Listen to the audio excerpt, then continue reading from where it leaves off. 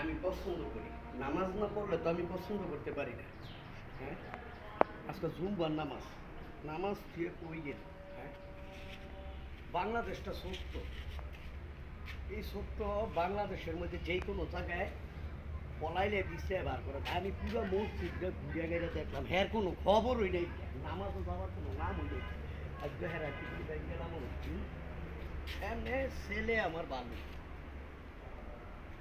কোনো কারোর সাথে মিশে না, চলে না, স্কুলে যায়, স্কুলে তাইয়া সোবার মধ্যে শুয়ে শুয়ে মোবাইল টিপে, এটাও ভালো। কারোর সাথে মিশলে, খারাপের সাথে চললে যে সঙ্গ দোষে খারাপ হয়ে যায়, এটা তো আপনারা বুঝেন। আর বুঝা মনে করেন তারপরও সন্তান ঠিক রাখুন যায় না, খারাপ হয়ে যায়। ঠিক আছে, কিন্তু আজকে নামাজে না গিয়ে আমার পোলায়, আমার একটা মাত্র পোলা, এই পিসা মারা রোদ্রের মধ্যে মনে হয় সাইড করে চালাইতেছে। আজকে আমি ইচ্ছা মতো হেরে দিলাম,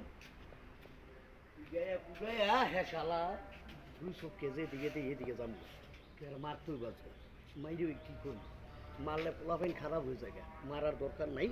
ঠিক আছে, ও আজকে বাসায় আসো, আদর করে বুঝাম যে সপ্তাহে একদিন জুম্বার নামাজও কেন তোরা পাইতেছি না। ইয়ার পরে আল্লাহ যারে করে আল্লাহ বুঝাই লাইন আনতারলে পোলাপাইন মারণ লাগে না, বুঝাইলে ঠিক হয়ে যায়।